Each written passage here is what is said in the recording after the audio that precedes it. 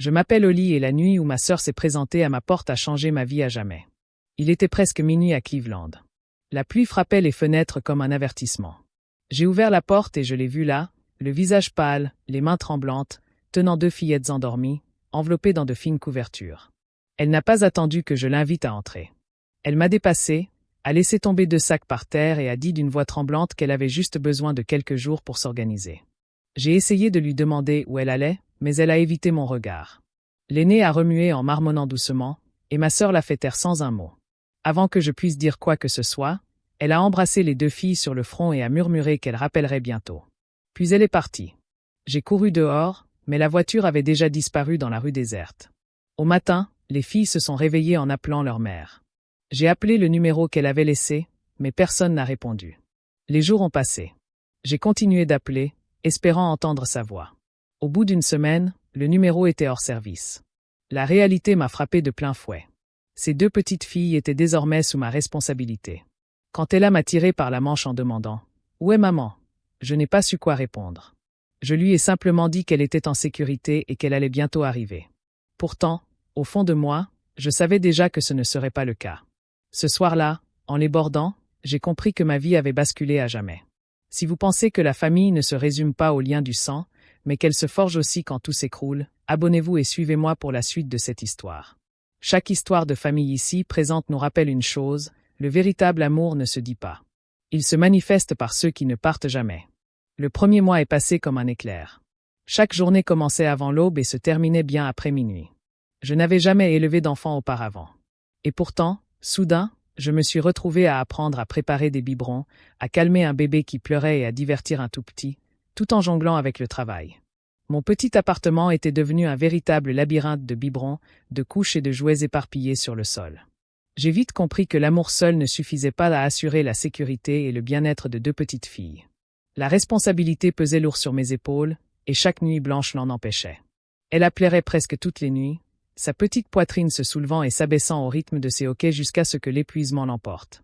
Nora refusait de dormir sans une lampe sur ses petites mains, s'accrochant à mon bras comme si lâcher prise signifiait perdre une autre partie de son monde. Certaines nuits, je restais assise au bord du lit à les regarder respirer, me demandant comment ma sœur avait pu partir.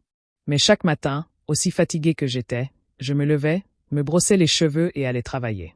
J'avais un poste de matin dans un petit cabinet comptable du centre-ville. C'était mal payé, mais cela offrait un cadre. Je laissais les filles chez une gentille voisine, Madame Keane, qui avait élevé 4 enfants et semblait tout comprendre sans avoir besoin de mots. Elle me renvoyait souvent à la maison avec des plats chauds ou des sacs de vêtements de seconde main pour les filles. Sa gentillesse devint l'un des rares repères dans ces journées chaotiques. Pourtant, l'épuisement me suivait partout. J'avais mal partout. J'étais submergé par l'inquiétude. Je calculais les factures mentalement tout en pliant le linge et je préparais les listes de courses en berçant Ella. Je souriais à mes collègues, malgré mes yeux qui me brûlaient de fatigue. Parfois, je pleurais en silence aux toilettes du bureau, non pas parce que je regrettais d'avoir pris les filles, mais parce que j'avais peur de les décevoir. Un samedi après-midi, ma meilleure amie, Carla Masson, est venue me rendre visite avec du café et des viennoiseries. Sa présence m'a redonné le moral. Nous nous sommes assises à la petite table de la cuisine pendant que les filles jouaient à proximité. Carla me connaissait depuis la fac et me parlait avec la franchise que seules les vieilles amies peuvent offrir. Elle m'a dit que je m'en sortais mieux que je ne le pensais. Que le plus important était d'être présente. Quand je lui ai confié ma peur de perdre les filles si Janet revenait soudainement, elle a tendu la main par-dessus la table et a pris la mienne. « Il faut officialiser les choses », a-t-elle dit doucement. « Demande la tutelle temporaire. Tu as déjà été leur mère à tous les égards. » Ces mots m'ont marqué longtemps après son départ. Cette nuit-là, pendant que les filles dormaient, j'ai cherché la procédure en ligne et j'ai commencé à remplir les formulaires. La préparation des documents a pris des semaines, mais chaque signature et chaque photocopie me semblaient un pas de plus vers leur protection. Pendant mes pauses déjeuner, j'allais au bureau du comté et j'expliquais ma situation à une employée qui m'écoutait avec patience. Une fois tous les documents remis, la femme au guichet m'a dit que je serais bientôt contactée. 2 semaines plus tard, une lettre est arrivée confirmant que j'avais obtenu la tutelle temporaire d'Ella et Nora Brooks. J'ai serré l'enveloppe contre ma poitrine, les larmes coulant sur mes joues. Ce n'était pas définitif, mais c'était la preuve que j'avais le droit de veiller sur elle. Quelques jours plus tard, c'était le 4e anniversaire de Nora, le premier sans Janet. J'ai préparé un petit gâteau à la vanille, décoré de glaçage rose, et j'ai posé 4 bougies dessus. Les filles ont chanté avec enthousiasme, leur rire emplissant la cuisine. Quand elles ont soufflé les bougies, j'ai applaudi et souri, dissimulant ma peine. Après leur coucher, j'ai débarrassé la table, mis le reste du gâteau au réfrigérateur et me suis assise seule dans la cuisine silencieuse. J'ai contemplé les petites couronnes en papier qu'elles avaient portées, partagées entre fierté et tristesse. Pour la première fois, j'ai compris que je n'étais plus seulement leur tante. J'étais la seule personne qui leur restait. 5 années s'écoulèrent paisiblement. La vie s'est installée dans un rythme inattendu, mais que j'ai fini par chérir. Après le chaos de cette nuit-là, j'ai déménagé avec Ella et Nora dans une petite maison à la périphérie de Cleveland. Le quartier était calme, peuplé de familles, avec des pelouses impeccables et le bruit des enfants qui jouaient le soir. C'était la stabilité que j'avais toujours désirée, mais que je n'aurais jamais cru trouver en élevant les enfants de ma sœur. Les filles ont commencé l'école à l'automne, leurs petits sacs à dos rebondissant sur leurs épaules tandis qu'elles couraient vers le bus scolaire. Chaque matin, je les regardais partir depuis le perron, fière et protectrice. Le soir, je les aidais à faire leurs devoirs, je préparais des croque-monsieur et je les écoutais bavarder des dessins de leurs amis et de leurs aventures au parc. Elles m'appelaient Tante Oli, mais avec le temps, cela sonnait comme « maman », tant elles s'appuyaient sur moi, tant elles me faisaient confiance sans hésitation. Le dimanche était devenu notre jour préféré. Nous allions à pied au parc près de la rivière, donnions à manger aux canards et achetions une glace à un petit stand tenu par un couple de personnes âgées qui nous connaissaient par nos noms. C'était simple, mais c'était le bonheur à l'état pur. Je n'ai jamais parlé de leur mère. Les filles avaient cessé de poser des questions il y a des années. Elles semblaient comprendre, à leur manière, que certaines personnes partent et ne reviennent jamais. Un après-midi, en triant le courrier après le travail, j'ai remarqué une grande enveloppe brune avec un cachet officiel. Je l'ai ouverte, m'attendant à trouver des factures ou des documents de l'école, mais j'y ai trouvé un certificat de décès. Le nom qui y était imprimé m'a fait battre le cœur à tout rompre. Evan Collins. Il m'a fallu un instant pour me souvenir qu'il était l'ex-mari de Janet, le père d'Ella et de Nora. Mes mains tremblaient tandis que je lisais attentivement les lignes. Cause du décès, arrêt cardiaque, 41 ans. Mais ce qui m'a interpellé, c'est la section réservée aux bénéficiaires. Les 2 filles figuraient comme bénéficiaires d'un important fonds fiduciaire. Assise à la table de la cuisine, je fixais le document jusqu'à ce que les contours se brouillent. Evan avait laissé quelque chose à ses filles, quelque chose qui pourrait bouleverser leur avenir. Et je savais exactement ce que cela signifiait. Si Janet découvrait un jour qu'elle reviendrait, ce serait pour elle, non par amour ou par regret, mais pour l'héritage de leur père. Ce soir-là, j'appelai un avocat dont j'avais gardé le numéro des années auparavant, lorsque j'avais déposé ma première demande de tutelle provisoire. Sa voix calme me rassura légèrement, sans toutefois suffire à apaiser la peur qui grandissait en moi. Il m'expliqua que mon dossier pour la garde exclusive était solide, que j'étais leur seul soutien financier depuis des années, mais que tant que le jugement définitif n'était pas signé par le tribunal, Janet conservait ses droits légaux en tant que mère. Les documents étaient en cours de traitement, en attente d'une dernière vérification. Je le remerciai et raccrochai, fixant le plafond tandis que les filles riaient dans la pièce voisine, inconscientes de la tempête qui se préparait. Les 5 dernières années me parurent soudain fragiles comme du verre sous pression. J'ai glissé le document dans un tiroir et me suis juré de les protéger, quoi qu'il arrive. 3 semaines plus tard, une berline argentée s'est garée dans mon allée.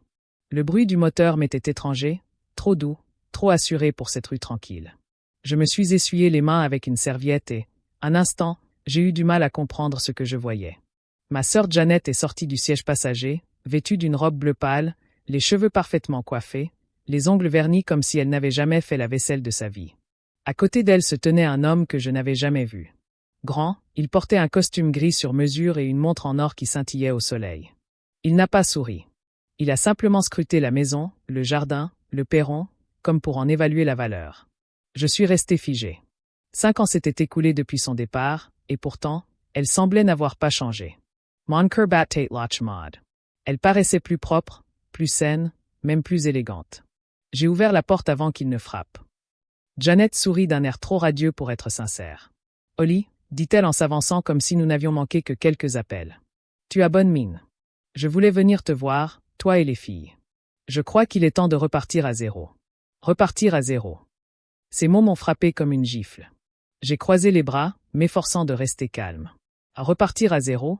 ai-je demandé doucement. « Tu les as laissés ici. Tu as disparu pendant 5 ans. As-tu la moindre idée de ce que ça leur a fait ?» L'homme à côté d'elle, toujours silencieux, a jeté un coup d'œil vers la fenêtre du salon où 2 petits visages apparaissaient derrière le rideau. « Ce sont elles ?» a-t-il demandé d'un ton neutre. Le sourire de Janet s'est crispé. Oui, Ella et Nora. Puis elle s'est tournée vers moi, sa voix redevenant douce. J'ai fait des erreurs, Holly. Je n'allais pas bien à l'époque, mais les choses ont changé. J'ai rencontré Caleb, et il m'aide à reprendre ma vie en main. Alors, il s'appelait Caleb. Il a hoché légèrement la tête, mais ne m'a pas serré la main. Son regard a glissé vers la maison, s'arrêtant sur l'étagère où le dossier contenant le testament d'Evan attendait toujours son approbation finale. J'ai remarqué. Au moment où le regard de Janet suivit son sourire, ses pupilles se contractèrent. Quelque chose en moi se tordit. Elle savait. D'une manière ou d'une autre, elle était au courant de l'héritage. « Où as-tu entendu parler d'Evan » demandai-je d'une voix plus basse. « Son visage vacilla. »« Il y a des choses que les gens racontent » dit-elle d'un ton vague. J'ai entendu dire qu'il était décédé. Je me suis dit que les filles méritaient de savoir. Après tout, je suis leur mère. Ces mots me nouèrent l'estomac. L'audace de dire que j'étais leur mère après les avoir abandonnées pendant 5 ans me donna envie de rire et de pleurer à la fois. Je fis un pas en avant, gardant un ton neutre. Tu ne peux pas dire ça après être parti. Tu as manqué des anniversaires, des spectacles scolaires, des visites chez le médecin, des nuits de cauchemar. Je les ai élevés seuls. Derrière moi, j'entendis le faible bruit de pas sur le parquet. Ella s'accrochait au chambranle de la porte, les yeux écarquillés. Nora assis cache derrière elle. Leur visage était pâle, confus, cherchant une reconnaissance qui ne venait pas. Janet se pencha légèrement, sa voix.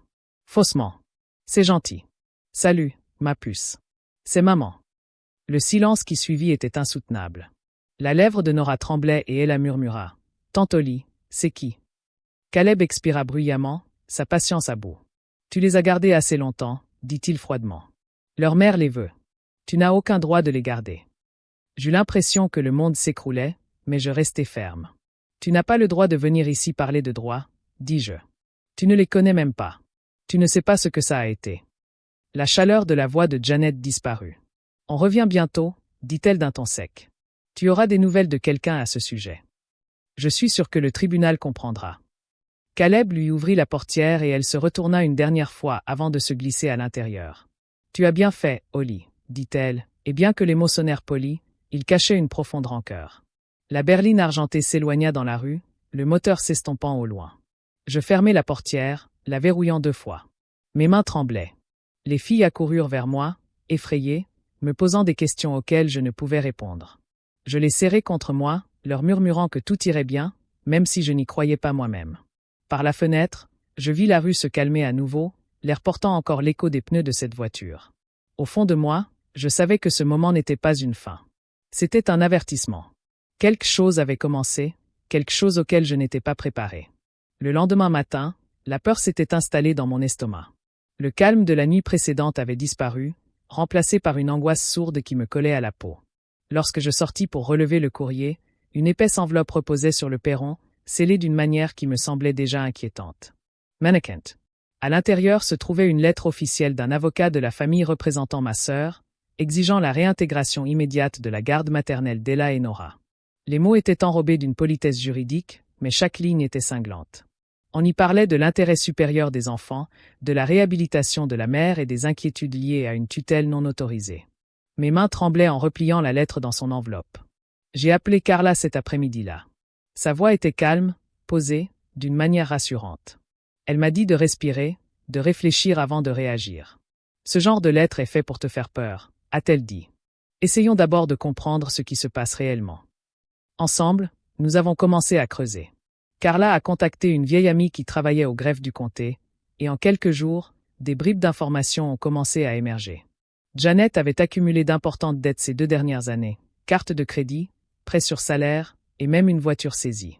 L'homme avec qui elle vivait, Caleb, avait été arrêté pour des affaires de jeu dans 2 États voisins. Cela n'a pas été confirmé. Pourtant, des rumeurs circulaient concernant des relations extraconjugales illégales qui le concernaient. Plus nous en apprenions, plus la situation s'assombrissait. Le soir, quand les filles dormaient, je m'asseyais à la table de la cuisine, entouré de dossiers, de reçus et d'albums photos. J'ai commencé à tout documenter, les formulaires d'inscription scolaire, les carnets de vaccination, les quittances de loyer, les visites à l'hôpital, les photos d'anniversaire, même les factures de courses. Chaque document était une petite preuve de ma présence quotidienne, que l'amour en acte comptait plus que n'importe quel test ADN.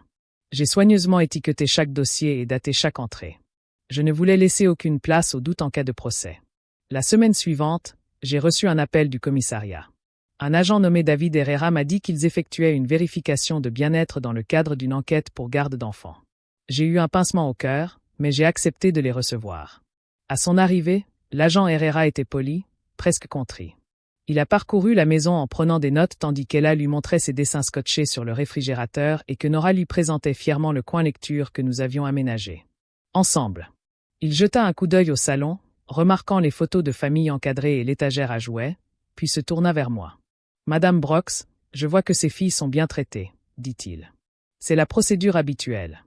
Je dois simplement rédiger un rapport officiel. » Après son départ, je m'assis sur la balancelle de la véranda, épuisé, mais légèrement soulagé. Quelques jours plus tard, il rappela pour faire le point. « J'ai rédigé mon rapport, » dit-il. « Il est clair que vous offrez un environnement stable.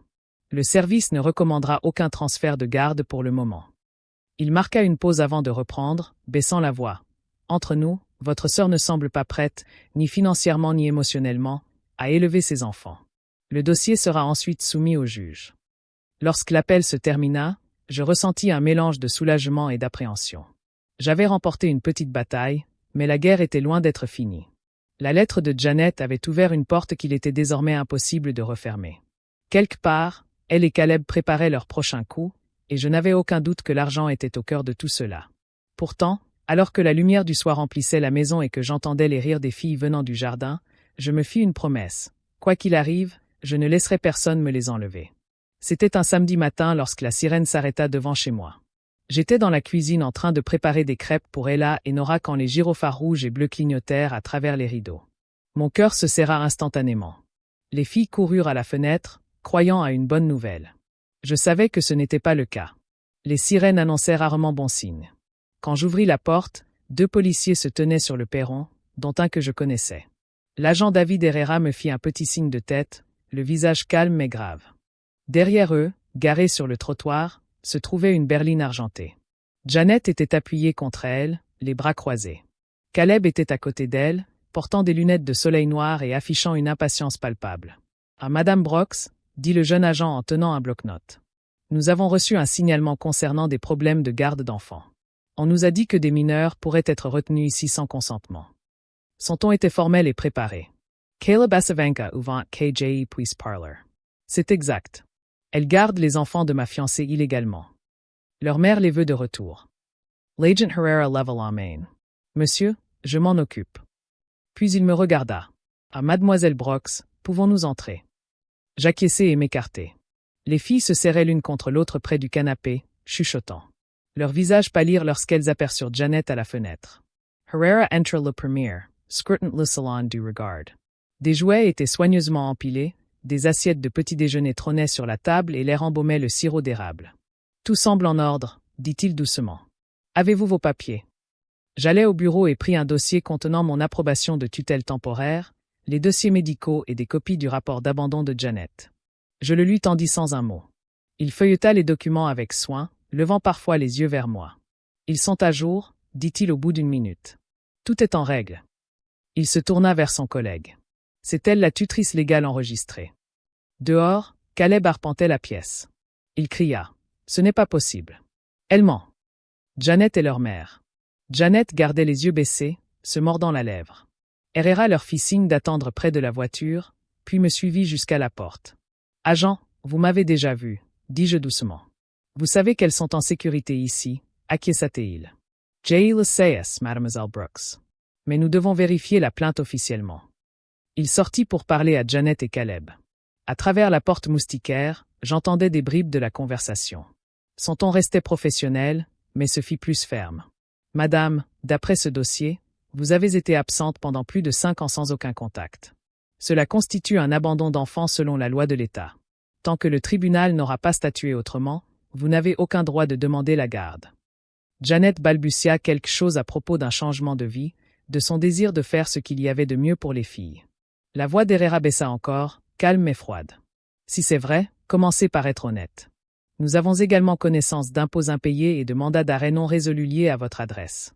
Je vous conseille vivement de ne pas envenimer la situation. » Caleb s'avança d'un pas sec. Vous ne pouvez pas lui parler comme ça. Herrera le fixa droit dans les yeux.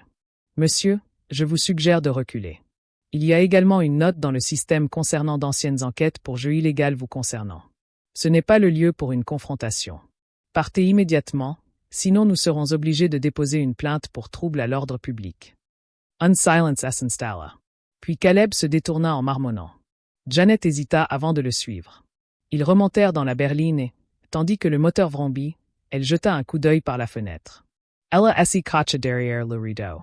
La voiture s'éloigna lentement, disparaissant au coin de la rue. Herrera se tourna vers moi. Je ferai le suivi aujourd'hui, dit-il. S'il vous recontacte, appelez-nous immédiatement. Vous n'avez rien fait de mal, mademoiselle Brox. Le dossier indique que vous avez prodigué des soins stables. Veillez simplement à tout consigner. J'acquiesçai, à peine capable de parler. Lorsqu'ils partirent, je fermai la porte et m'y appuyai, tremblante de la tête aux pieds. Les filles accoururent et m'enlacèrent. Elles sont parties, chuchota Nora. Elles sont parties, répondis-je en les serrant contre moi. Je les embrassai sur la tête et respirai leur parfum sucré et savonneux. Elles ne t'emmèneront pas, murmurai-je contre leurs cheveux. Ni maintenant, ni jamais. 3 semaines plus tard, je me tenais dans les paumes des mains, en sueur. Les bancs en bois étaient remplis d'inconnus qui chuchotaient, mais je n'entendais que les battements de mon cœur. De l'autre côté de l'allée était assise Janet, vêtue d'un blazer crème qui semblait emprunté, les cheveux tirés en arrière, essayant de se donner une image de maîtrise. À côté d'elle, Caleb, adossé à sa chaise, ajustait sa cravate avec une arrogance qui me retourna l'estomac. Entre eux se trouvait leur avocat, un homme élégant en costume bleu marine, dont chaque mot respirait la confiance. Il présenta Janet comme une mère en quête de rédemption, la décrivant comme une femme qui avait enduré des épreuves, trouvé la force de se reconstruire et était désormais prête à rebâtir sa famille. Chaque phrase était parfaitement répétée, conçue pour charmer le tribunal et adoucir son passé. Quand ce fut mon tour, je pris une lente inspiration et me levai. La juge, une femme aux yeux gris perçants nommée juge Reynolds, me fit signe de commencer. Ma voix trembla d'abord, puis se stabilisa lorsque je commençai à présenter les documents. Je lui tendis l'épais classeur contenant des années de dossiers médicaux, de bulletins scolaires et de reçus. La preuve de chaque repas, de chaque rendez-vous, de chaque nuit passée à réconforter Ella et Nora en proie à leur cauchemar. J'expliquai comment Janet avait disparu sans laisser de traces pendant 5 ans, comment elle n'avait laissé que quelques numéros de téléphone, rapidement déconnectés.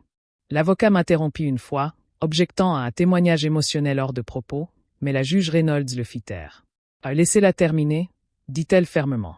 Arrivée à la partie financière, j'ai déplié les relevés bancaires, les défauts de paiement de prêts et les déclarations d'impôts impayés enregistrées au nom de Janet.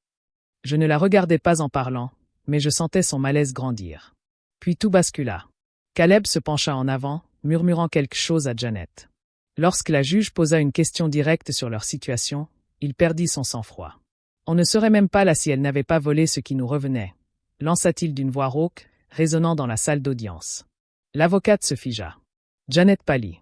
La juge Reynolds leva brusquement les yeux. « Je vous demande pardon, dit-elle. » Caleb marmonna. « La propriété, l'argent de la succession, tout cela aurait dû nous revenir.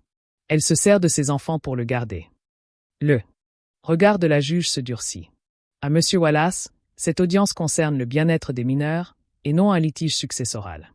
Votre déclaration sera prise en compte. » Elle se tourna vers Janet. « C'est aussi votre avis. » La voix de Janet assit brisa. « Non, votre honneur. Je veux juste récupérer mes filles. » Mais c'était trop tard.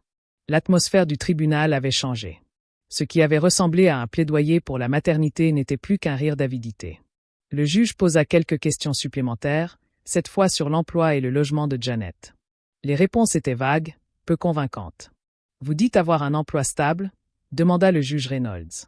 Janet hocha faiblement la tête. « À temps partiel dans un restaurant. » « Et un logement stable ? » ?»« Nous logeons chez des amis pour le moment. » La juge prit des notes, puis me regarda. « Madame Brox, les enfants souhaitent-ils s'exprimer ?»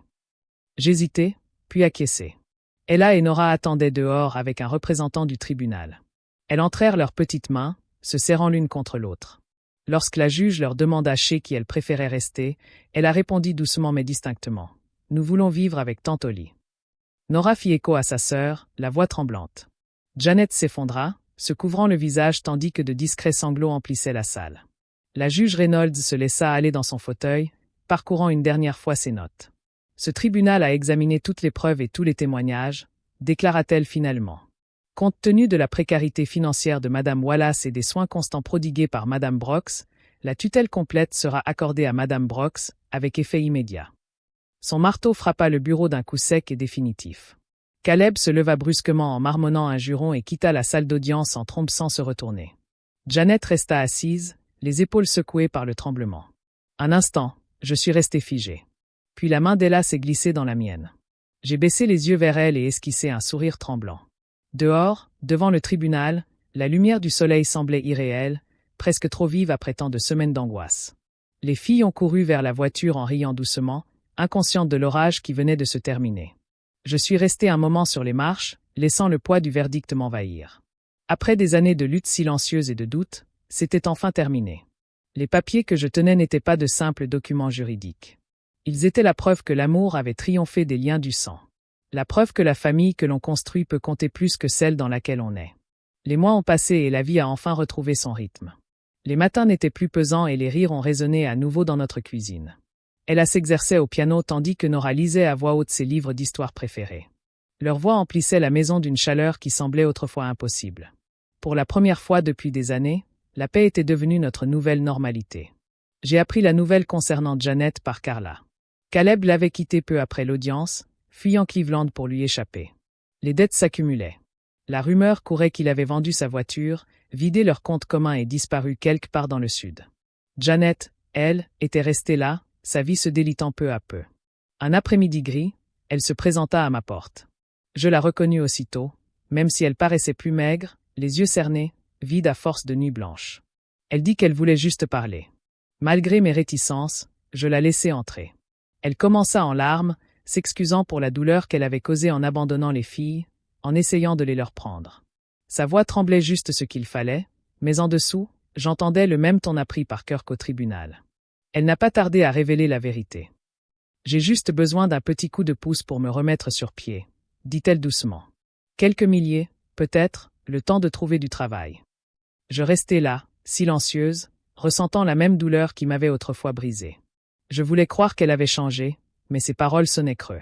Janet, dis-je enfin, tu n'as pas besoin de mon argent. Tu dois recommencer à zéro honnêtement, sans attendre que quelqu'un d'autre te sauve. Son visage se durcit. Elle marmonna quelque chose, prit son sac et sortit sans dire au revoir. Par la fenêtre, je la regardai disparaître au bout de la rue, sa silhouette s'estompant jusqu'à ce que la lumière du soir l'engloutisse. Je sus alors que nos chemins s'étaient définitivement séparés. Quelques semaines plus tard, le tribunal approuva l'adoption. Je devins non seulement leur tutrice, mais leur mère à tous les égards. Un dimanche matin ensoleillé, j'emmenai Ella et Nora au cimetière où Evan était enterré. L'herbe était verte et douce, l'air chaud du printemps. Nous nous sommes agenouillés devant sa pierre tombale et avons déposé un bouquet de lys à son pied. « Elles sont en sécurité maintenant », murmurai-je d'une voix calme. « Vous pouvez être tranquille. » Les filles déposèrent chacune une petite marguerite près des fleurs. Tandis que nous nous éloignions, la lumière du soleil filtrait à travers les arbres, caressant nos visages. De l'or. Ella glissa sa main dans la mienne, et Nora prit l'autre. Nous marchions ensemble, toutes les trois, main dans la main, laissant derrière nous les ombres qui nous avaient hantés. Pour la première fois depuis des années, l'avenir ne m'effrayait plus. Il me semblait ouvert, calme et entièrement nôtre. Le chapitre de la douleur s'était enfin refermé, et à sa place, l'amour avait écrit quelque chose d'éternel. L'amour ne se prouve ni par les liens du sang ni par les promesses. Il se prouve par ceux qui restent quand c'est le plus dur. Une vraie famille se construit sur la présence, non sur les apparences. Ce n'est pas une question de nom, mais de qui est là quand tous les autres nous abandonnent. Au final, la cupidité détruit ce que l'amour aurait pu sauver. Et ceux qui courent après l'argent perdent souvent ce qui compte le plus. Le véritable amour perdure, protège et choisit de rester, même dans l'adversité. Merci d'être resté avec moi jusqu'au bout. Si vous étiez à ma place, auriez-vous choisi de pardonner ou de partir? J'aimerais vraiment connaître votre avis. Votre histoire pourrait être la lumière dont quelqu'un d'autre a besoin pour traverser la douleur. Partagez-la, s'il vous plaît. N'hésitez pas à partager vos impressions dans les commentaires ci-dessous. Et n'oubliez pas de vous abonner pour découvrir d'autres histoires familiales touchantes qui nous rappellent que l'amour n'est jamais facile, mais qu'il vaut toujours la peine d'être chéri.